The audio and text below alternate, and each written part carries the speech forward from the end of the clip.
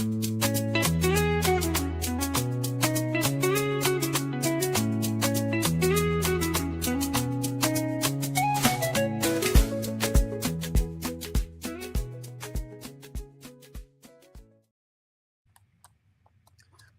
and welcome to another edition of Different Perspectives. I'm Paul Ndiho in Washington.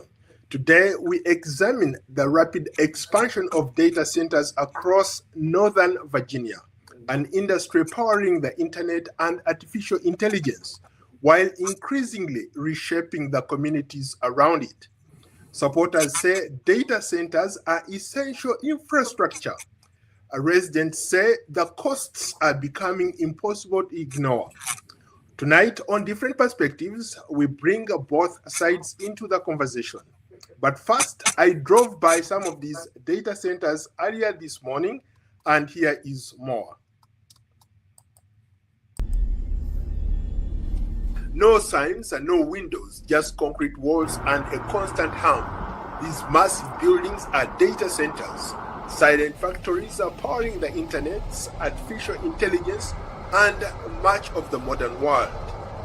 Northern Virginia is now the world's data center capital.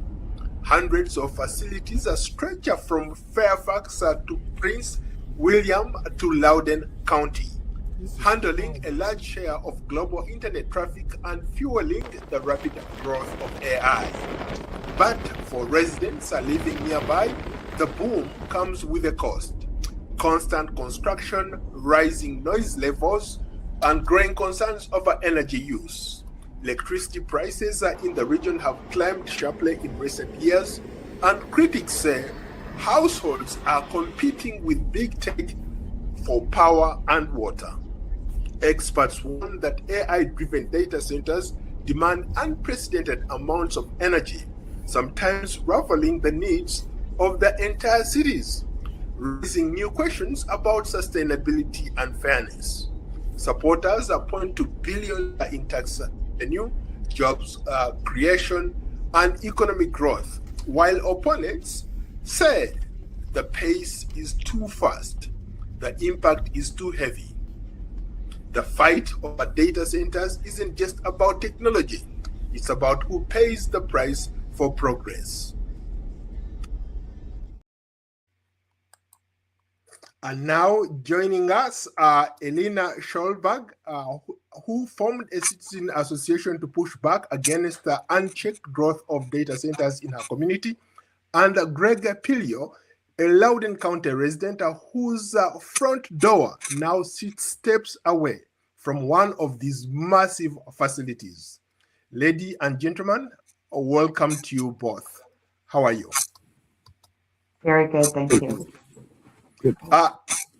I guess let me start with you, Greg. Greg, I drove by your area there, and your house is right opposite these data centers. Tell us what you hear, what you think about these centers here. Well, Paul, I live 150 yards or 150 meters away from a data center that was came online earlier this year. That's 2025. And unbeknownst to me and all residents in our community, this data center is not even connected to the electric grid. So it has its own gas turbine power plant. And then it has backup diesel generators on it. This was never in the planning stage. This was never revealed to us by in the community meeting that the data center had. And so what we're getting from the gas turbine generators are loud noises 24/7. And some days it's just blasting. It's like having a few jet engines, airplanes operating near your house. And I felt deceived by the fact that this wasn't revealed to us in the community before or when they held the community meetings with us. And it got passed, rezoned, allowed by our county. And for some reason, some of the people voting on it didn't even realize that. So there's a lot of anger in our community about what this means. I mean, you don't want to go outside much anymore. It can disrupt people's sleep at night. There are no more birds in the area because of the sound. And we're concerned about our property values, obviously, to have this nearby making all this noise. And so I'm one who firmly believes that you take your anger and you transform it into action. And so I've been organizing our community with the help of an important environmental group in this area, the Piedmont Environmental Council, to organize our community to try to mitigate the harm that this data center is causing us. So in a nutshell, that's what happened to us. And then we don't know anything about the exhaust from this data center and having its own power plant on site and what that means for our health. And so there are groups trying to measure that now, but that's an unknown, but it is a real concern. Elena, I see you nodding, and you've been in the fight longer. You've been pushing back on these data centers. Help us understand the background, how some of these data centers found themselves in Loudoun County. So, the history of, so I'm in Prince William County, and the history of the internet and data centers really begins with the first AOL headquarters, which was in Loudoun. And so we're in an area that is right outside Washington, D.C. And so not only are we close to the national government, but all the fiber has been built out into Northern Virginia, which is why you see this concentration of data centers in Loudoun and Prince William. Whoever came up with the cloud was a genius, because as you can hear from what Greg is describing, it's not in the cloud. Your data is not in the cloud. It's next to homes, it's next to national parks.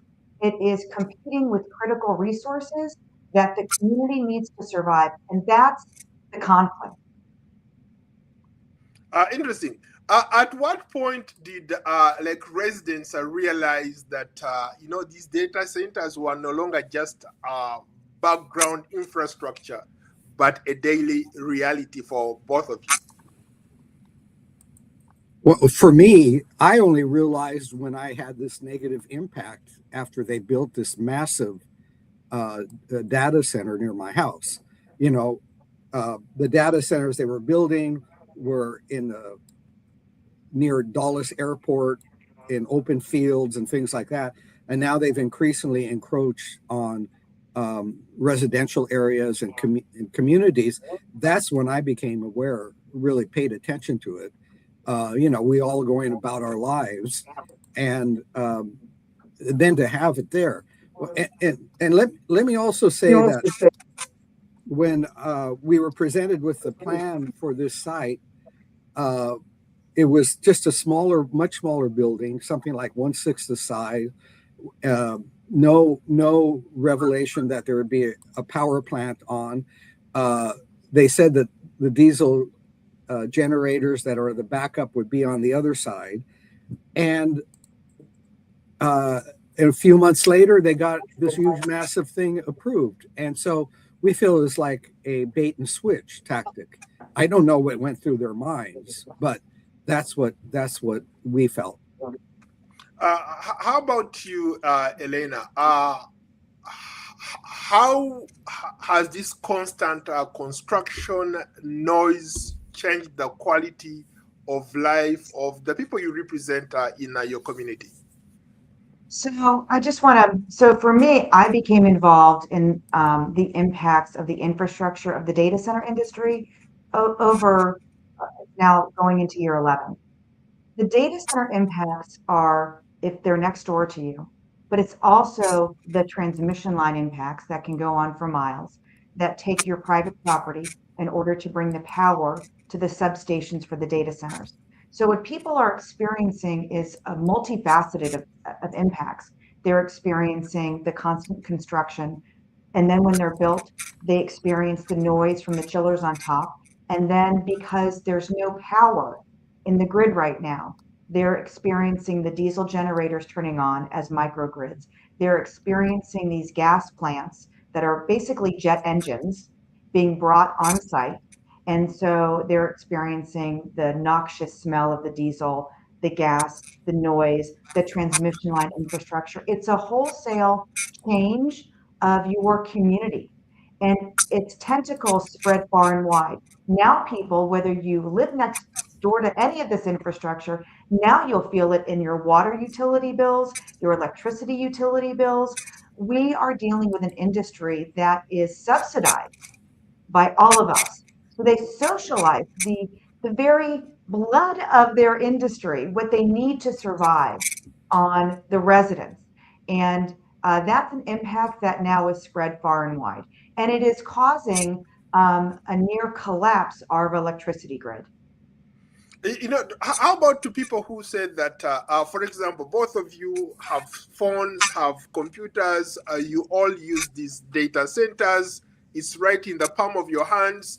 How about people who argue that maybe for these data centers to survive, for people to use, to send email, for people to maybe get on Chat GPT, they need this infrastructure built so that it can enable other people to tap into that technology.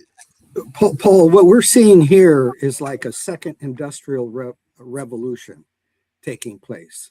That the and it's how and think of these data centers more as factories than just these innocent buildings.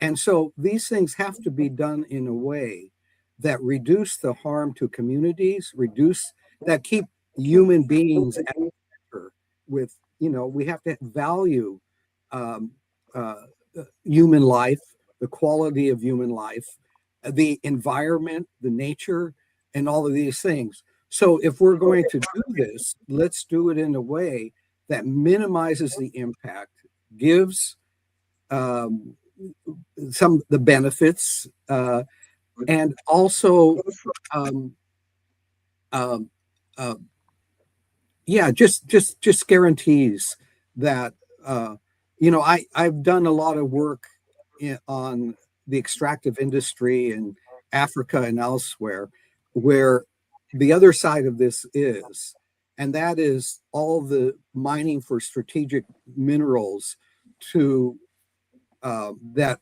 are done to build these data centers and to um, um, uh, the electric vehicles and the green economy.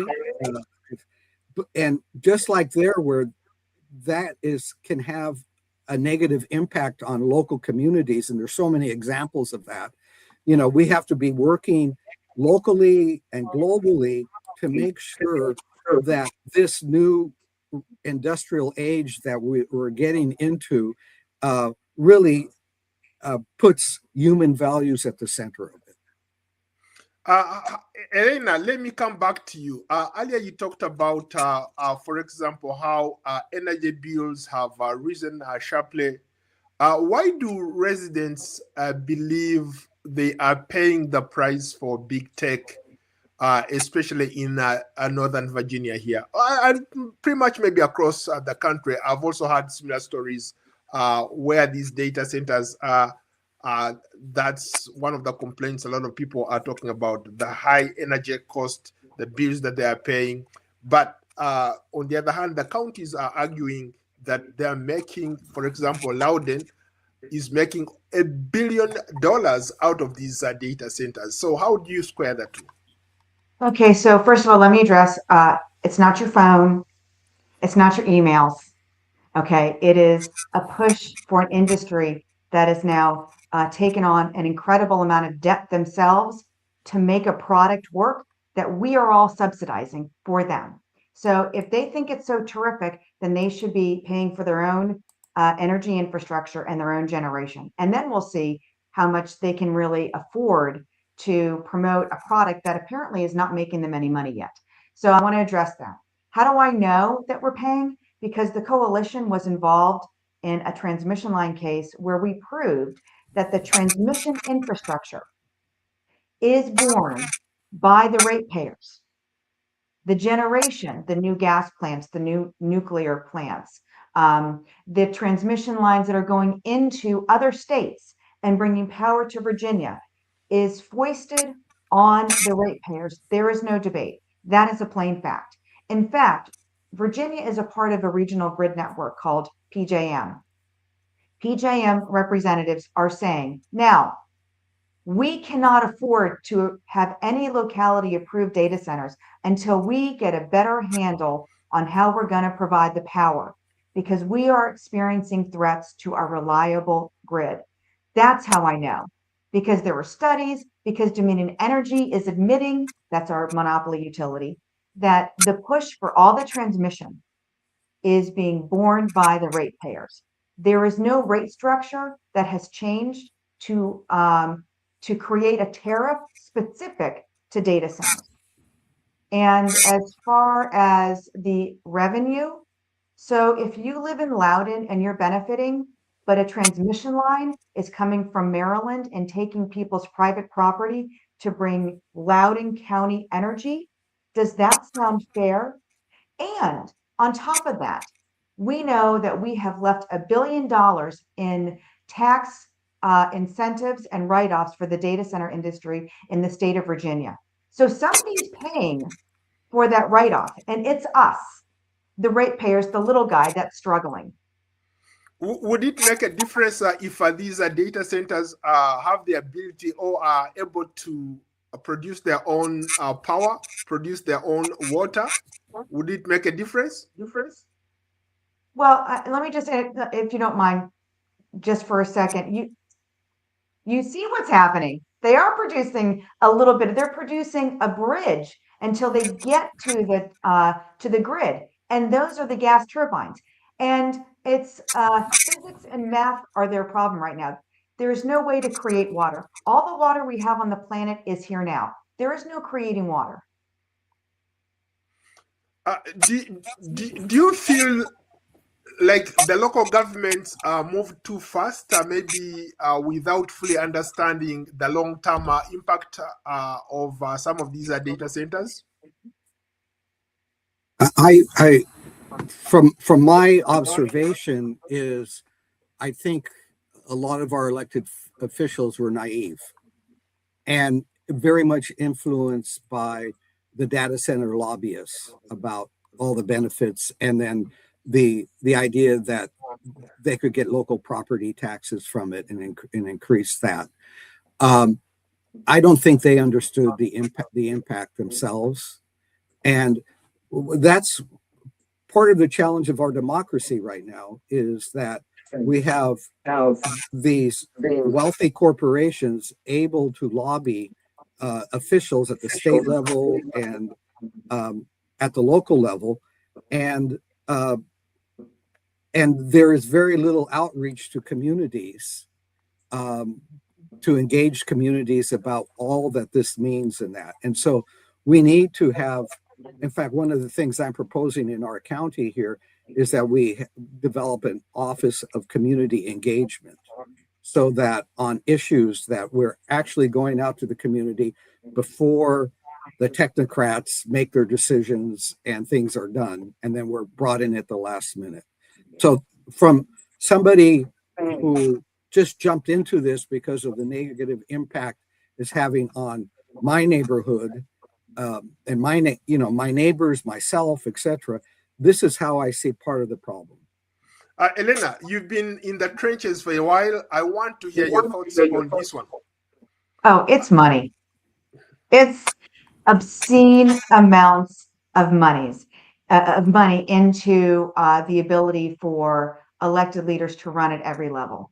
It's an alliance between the monopoly utility Dominion that owns the General Assembly in Richmond, that donates to both parties. So it is about money, because you see, even in Loudoun and Prince William, they know now.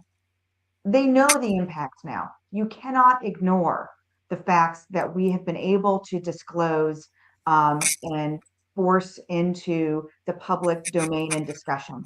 And yet they still approve projects. Even in Loudoun and even in Prince William, they are still approving projects. Why? Unless you have, in Western Prince William, what we've been able to do is, no matter how much money the data center gives to either lobbyists or PACs or directly to candidates, if you are not on the right side of this issue, you're not going to get elected. In fact, not only will you not get elected, you'll lose your job. That's how you're going to get change. You bring up a greater point there. I've been reading and doing research about this subject. There are people who suggest that resisting, like for example, like you guys who are pushing back, you are resisting development. And so the question is, are you resisting development, or is it about demanding better planning for your counties? I'll go first. I'm resisting the abuse of our public utilities such that they are allowed to distort the public process. The public utilities were intended to bring power to rural areas. What we are experiencing is distortion of that process, such that they are now risking our reliable power and our affordable power. So this is not, when progress is at the cost of your quality of life, of your access to clean water, access to reliable and affordable energy, and that it actually is able to, the utility is able to exercise eminent domain, that's not a fair exchange anymore. And when you're on the receiving end of that impact, of all of those impacts I've just described, the question is very different. The question is, why are we allowing the wealthiest corporations in the world to absorb our access to clean water, our access to reliable and affordable energy? That's the question. Interesting perspective there. Would it make a difference if these big tech, these corporations maybe figured out how to at least maybe take care of the county taxes for you guys, instead of you guys paying taxes? If they did that, would that make a difference for every single resident? Well, that's some of the county officials argue that we're getting all this revenue, but how about my quality of life? All this noise constantly like this. One of my neighbors, someone who lives in this area, who is about a quarter mile away from the data center, has to put a mattress on his window so that he doesn't hear the sound at night, so he can sleep. Great point. In fact, you sent me a video where there is so much hum, like you hear the humming noise. Yeah. And some of it is at really high pitch, which really bothers people. It gives people's headaches. And how do we mitigate that? We're organizing the community now to fight back, if you will, to reduce this harm that is being done and get some justice here. This is an issue of social justice. And one of the things is our area has a lot of minority households that I feel my zip code is almost 50% Hispanic, many of them recent immigrants. And who's representing them? So we're trying to do that now, to get out and do that. So there's that factor going on too. And why they ever allowed a power plant to be built next to a residential area is beyond me. But to go even further, right now the data center companies are pushing the state corporation commission to the DEQ, that's the Department of Environmental Quality, to allow them to produce on site more and more from the diesel generators they have. And in Loudoun County, there are thousands of them. The pollution from that is going to be off the charts, and so people are fighting back against it, but they're fighting back against really big money. And that's the challenge to our democracy right now.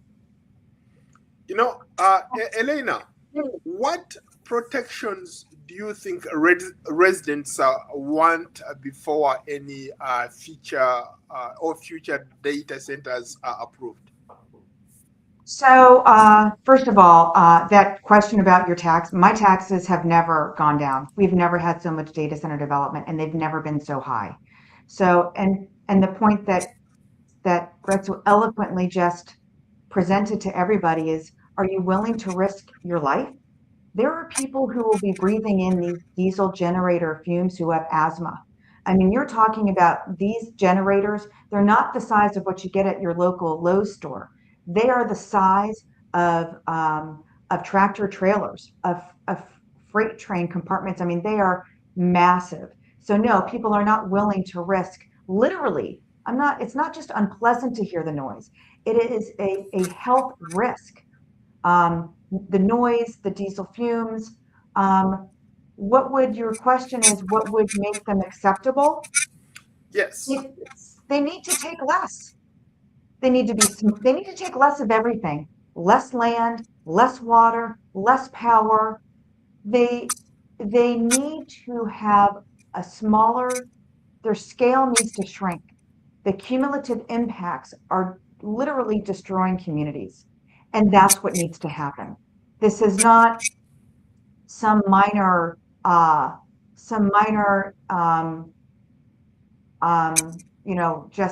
it's just minor quality of life impact. This is huge, and it's not just to these communities.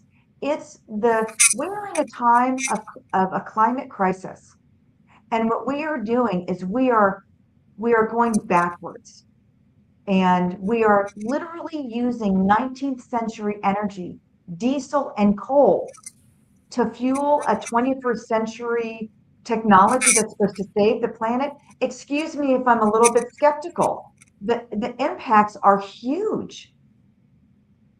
Yeah, Paul, can I add something here? Sure, please. I grew up in Southern California, and I grew up in a steel town. They had a steel mill. It was the only steel mill west of the Mississippi. And back then also you had all this pollution from cars. This is before they mandated smog control devices on cars and would really reduce it. But when I was growing up, there was so much pollution from the steel mill and from the cars blowing in from Los Angeles. I literally knew people who died from the smog, from asthma. And sometimes on certain days, the county would set out helicopters over our community, telling young people to go inside because it was dangerous to play outdoors. And then when I was in high school and I had football practice, it got canceled because it was too unhealthy to do this. So if you're talking about allowing now thousands of diesel generators to go off, we're creating conditions like that. As a country, we dealt with it once. We got to deal with it now, and put people first. Both of you raised some very, very important issues here. Unfortunately, it's not something that I can address. Maybe we should address it to the county executives. in Prince William County and Loudoun County. Maybe they have better answers. But stick around for a moment. In case you are just joining us, we are streaming live across all social media platforms. We want to hear from you.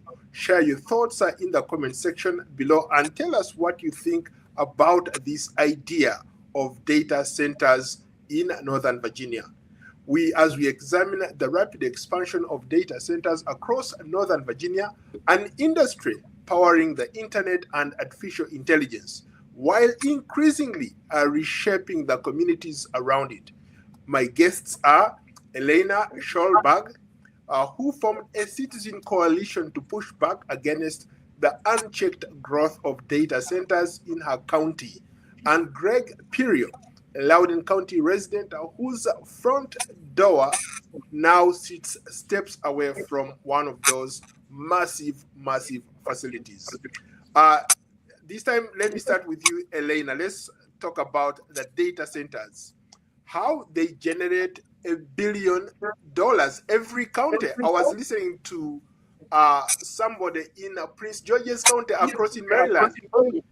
They are trying to lobby to bring these data centers there so that they can, share the pie as well. Get to, bring that level of income into their counties. What do you say? First of all, I think that number is suspect. The issue with data center revenue is it's not taking into account, there's a balance sheet, right?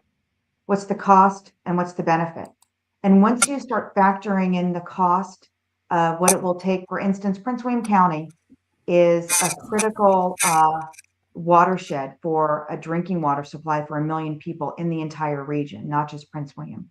And right now we are experiencing high levels of salinity and the forever chemicals, okay?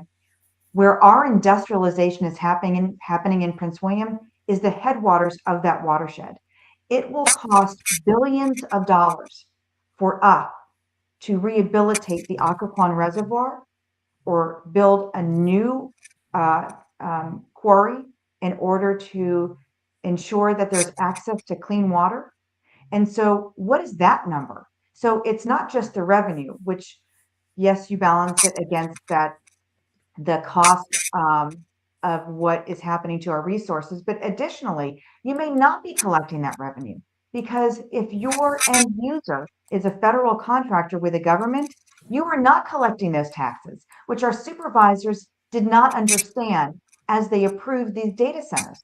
And I just shared with you the tax incentives. Virginia has left $1 billion on the table. And also, if someone were to say to you, listen, I'll give you $1 million, but you're not going to be able to breathe your air. It might harm your children, your family, your parents. Would you take it? No. Okay, Absolutely well, not. But Greg, you want to weigh in as well? I just want to, what's going on in Northern Virginia is of interest to so many countries around the world right now. We're getting inundated by journalists from all kinds of countries. I met Elena because of the Swiss Public Broadcasting group came in with a crew to film what was going on, and that was in the context that I first met Elena. The Korean Broadcasting Corporation has come in, the Canadians, there's been French newspapers, BBC has covered this, and on and on. And I've talked to a lot of them, and what they want to do is they want to learn from us what is going on here so it doesn't happen in their country. That people in their countries need to understand what the development of data centers. Now, in Europe, there's an interest in data centers because they're saying with the tensions with the US government right now and that, they go, well, we can't rely on the United States anymore. We have to build more of our own data centers. But even in Africa, there's a plan to build out a lot of the data center. So people want to know what's going on. In fact, the journalist from the Canadian Broadcast Corporation, who I talked to, he said, yeah, our people in Quebec, they're facing the same problem. They want to build these data centers. We want to learn from you. And so this is why what you're doing, Paul, is important here, is to hear the voices from the community.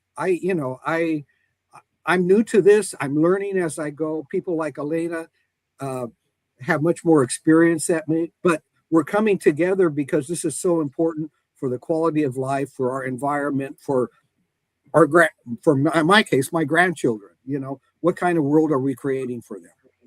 How about to both of you? There are people who argue that this is a national security issue.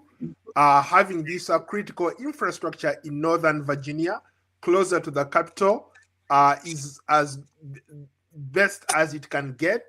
And there is also a whole set of reasons why people think that having, for example, almost 87% of the world's internet passing through these counties is a great thing for Northern Virginia or for Virginia. So there are people who are looking at it from that perspective. But the two of you seem to think otherwise. Why? Well, can I just say that the data centers are a national security asset, and they could be targeted. In fact, I know that data centers put in anti-drone devices to prevent bad actors from using drones to attack them. Again, what does that mean for neighboring communities? What, in terms of our safety, how is this all function? There's no transparency around it. Having this concentration in this area probably makes our country more vulnerable to mishap, because bad actors could disable the internet, and we're all so dependent on this as we're doing this live broadcast through the internet. You can imagine. But so that's another aspect to this. Why concentrate it all in one area if they're so important to our country? And somebody needs to think through this issue and think through the security aspects of this. Elena, before you jump in, I wanted maybe to go back to just a little bit. You brought up a very good point. Right now, the three of us are having this conversation courtesy of one of those data centers in your neighborhood. Isn't that a beautiful thing, Elena? So once again, this build out is actually about AI, and the energy crush is about AI. It's not about getting your email. It's not about no. This is AI. We are using AI right now. Oh, well then I'm really disappointed, because I make a real effort. I don't use AI. Okay. If I can. I mean, right now what's happening is the industry is putting AI into everything and hopes it will generate money. But if you start looking at the market watch, at the value of the debt to revenue ratio, it is way out of whack. So even if you are choosing to use AI in this program, it's still not enough to support the industry. Here is what I would say, first of all, about national security. The electricity grid in the United States is at risk. That is a fact. If we go dark, what happens to the data center industry? How long can they run on their diesel generators? So my question is, why are we risking the access to reliable energy for the AI industry? Right now, I don't see it as being a benefit. And what I see is we are risking the real world for the digital world. That is a fact. And when it comes to your front door in your community, I talk to people in Wisconsin, North Carolina. I talk to people not only all over the country, but all over the world. And they all say the same thing. I am afraid for my quality of life and the quality of life of my children and my grandchildren. We are going back. This is not progress as far as a sustainable world is concerned. And I guess that's the question. I mean, I think Elon Musk has a plan to go to Mars, but as far as I can tell, he's not taking the rest of us with him. That's correct. Both of you bring up some very valid points. I respect your perspectives on this. There's something I wanted to ask earlier. I wanted to talk about is it possible, as these data centers expand, is it possible for them to live side by side uh, uh, by by reducing their footprint on communities? You're asking me first. Sure, please go for it. So here's what needs to happen. The reason why the coalition proposed a cost allocation 10 years ago was because if you have to pay for your own stuff, let's say somebody brings you to a car parking lot and they say, the world is your oyster, pick any car you want, you're going to pick a really expensive sports car probably. But if someone says you got to pay for it out of your own pocket, you're probably picking a Ford Fiesta, right? So if you want to have change, the industry has to start paying for their own infrastructure, all of it, because necessity is the mother of all invention. When that happens, then they will be good neighbors because they won't need to power, they won't need to cool. The chips will be the size of your pinky nail, right? Because innovation is going to happen. And then we're going to be left with a world that's full of these empty boxes, transmission lines, and generation that we are all paying for. Greg, Elena brings up a very good point. Should these tech giants shoulder the burden of paying for this energy, shoulder the burden of these massive infrastructure projects that I've seen in those counties in Northern Virginia? Yeah, if they don't do it, who does it? Who shoulders it? That's us, you know. So yeah, they need to do this. And Paul, you're kind of singing the praises of AI here, but let me just add. Just for the record, I'm real. I'm not AI, I know you're a skilled journalist, but think of all the negative things that are happening because of AI that we as a society haven't dealt with.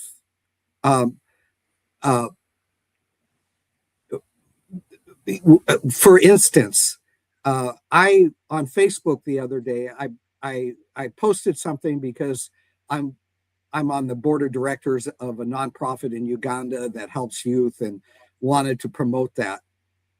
And then I get somebody coming in there and posting and saying, "Oh, you're wonderful. You're such a leader. You're doing this great stuff." And then I get, "Okay, let me. I want to be your friend. And I get an invitation to be a friend. And it's this attractive woman who does all this stuff. And so I was really suspicious, but it was all AI generated, and so I could easily be victimized by AI. So we don't have any control there. The other thing is AI is apparently taking a lot of jobs away from people here in the United States. And well, that's what I'm thinking of. And so you hear reports and that about young people now going into blue collar jobs because they can't get white collar jobs and all this. What we're seeing here is a displacement of workers in that. And as a society, we haven't responded to it. So AI being used to manipulate people, to keep them online, it affects their social life. I go to the gym and so many people are just on their social media, sitting there watching this. Nobody hardly talks to each other anymore. This is a big change. Our society and schools are banning smartphones now because of that. So,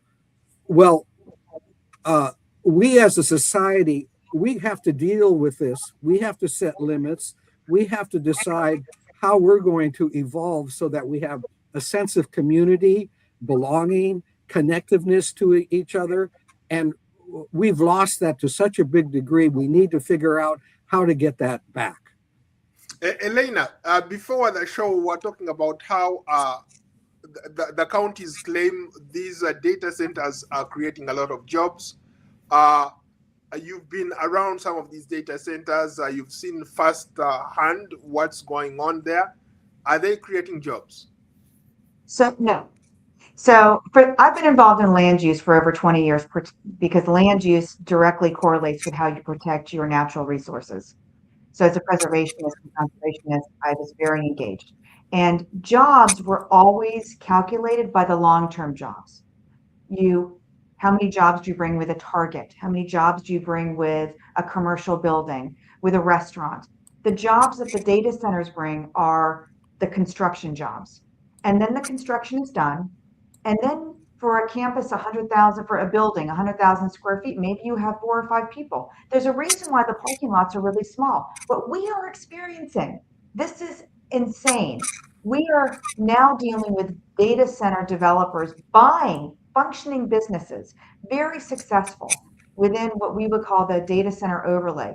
They just bought this Merrifield Garden Center that was not just plants.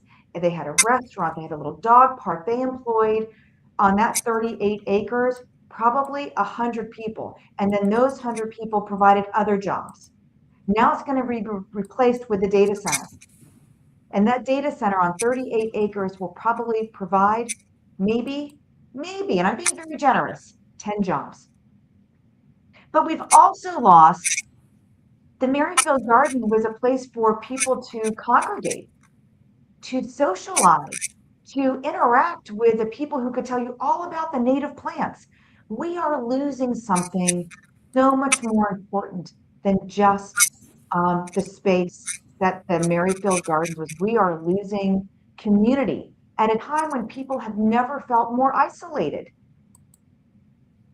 Interesting. Can I add to that, Paul? Sure. Something similar is happening half a mile from where I live. There was a shopping center there, a small shopping center, and that had restaurants. There were Peruvian restaurant, there was an Indian restaurant, there was a Thai restaurant, and on and on. And so it was an area where people, and so these are recent immigrants who open up their little restaurants there and all of that. The shopping center was bought out by a data center company. They tore it all down. And so we've lost all that dynamic here too. And there's no place for them to go around. You know, there's nothing being built. It's all data center.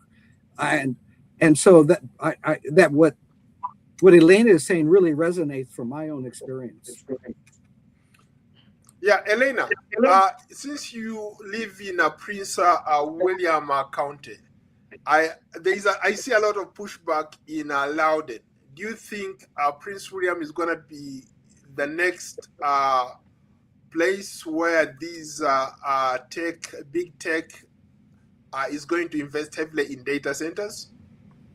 So let me just take us back just for a moment. Prince William County experienced the largest data center project proposed in the world in 2021. And the Data Center Reform Coalition began in Western Prince William.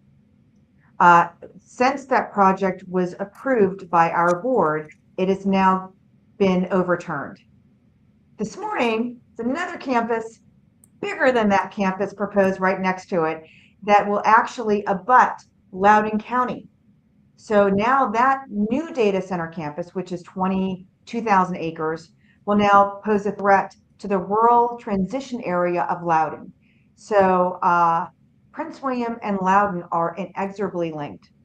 And the reason why the world is experiencing this pushback against data centers is because of this connection between Western Prince William and Loudoun, which has now grown into Fauquier, and the citizen grassroots, like Greg, we are the firewall.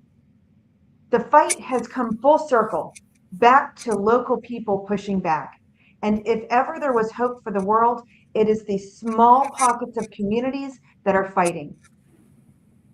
So we're almost out of time. Looking ahead, what does the future look like?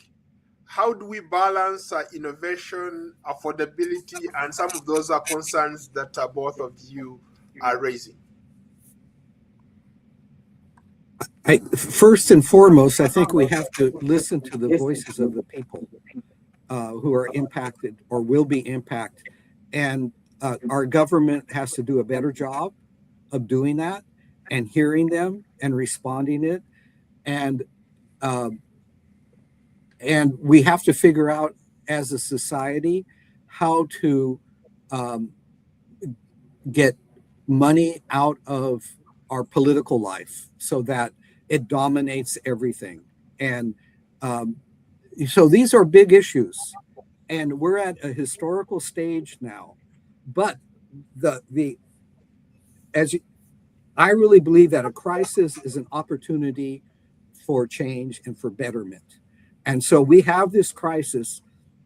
Let's turn it around. Let's make it good. Let's try to bring the corporate leaders along, that it's just not only about profit, it's about human values and human dignity. And those things are important. And everybody should be thinking along those lines. Elena, you have the last word. So I would not be going into year number 11 if I were not hopeful for change. And change is coming one way or another. We are all, the data center industry and the communities across Virginia, the country, and the planet, we're all on the same train together. And we either avoid the cliff or we go off together. The data center industry, they are woven into our fabric. And if we can't figure out a way for them to be more sustainable, to protect communities, then we are all in trouble. But I am very hopeful. And look, I get to meet people like Greg. I mean, my life is much richer because we are going back to that good old fashioned community helping community. I like that. I guess we end it there. Communities helping communities. Thank you both. It's been an absolute pleasure to talk to both of you. Thank you. Thank you, Paul. Thank you. Okay, stick around for a couple minutes. Let me make sure everything is good. Thank you. It's been great talking to you, Elena Schlossberg, who formed a citizen association to push back against the unchecked growth of data centers in Prince William County, and Greg Pirio, a Loudoun County resident whose front door now sits steps away from these massive facilities. And of course, don't forget to like, follow, and subscribe to me, Paul Lino, on Substack, X, Instagram, Facebook, Threads, LinkedIn, YouTube, and Spotify. I will see you on another episode of Different Perspectives. For now, so long from Washington. And a big thank you to both of you. Thank you. Thank you.